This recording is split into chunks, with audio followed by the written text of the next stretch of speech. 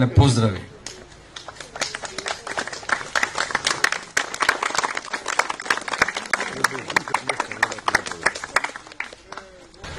Преубав говор на нашиот претходник и јас би сакал како млад човек да се осврнам на една позитивна слика и да погледнам на иднината. Ние сме сите тука собрани, колку сме, толку сме, многу ни фалат и многу сме расширени низ светот.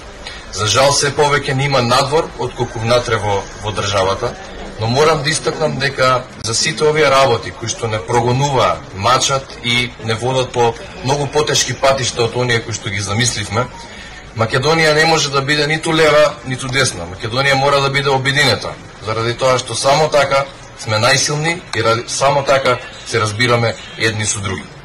Ние ништо не бараме повеќе од сите други земји. Ние ништо не бараме да бидеме некакви посебно третирани, но бараме да ни се зачуваат човечките права и да бидеме респектирани од сите земји членки, од соседството и пошироко.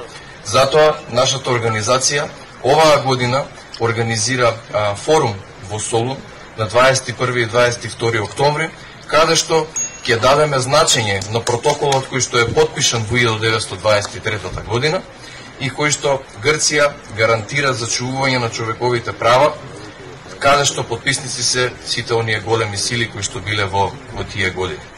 Како и да е, ние продолжуваме да ги застапуваме човечките права пред се, да ги заштитуваме луѓето од било каков етнички аспект, но македонците тоа го знаеме најдобро.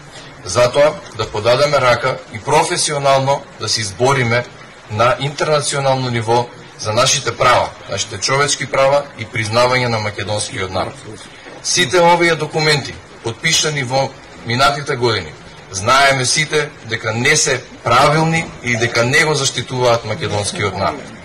Затоа ќе мора одново да се бориме и да правиме напори, каде што ќе докажеме еднаш за секогаш дека нашите вредности, нашите погуби на човечки животи, нашите поделби не донеле до ова. Сега е момент на обидување и сега е момент да одиме напред. Сите ваши потомци, младите генерации, треба да разберат за тоа што вие сте минувале, што вашите фамилии минувале, за да не го заборават, но го почитуваат за во иднина. Ви благодарам, да е жива Македонија, да сте живи и здрави.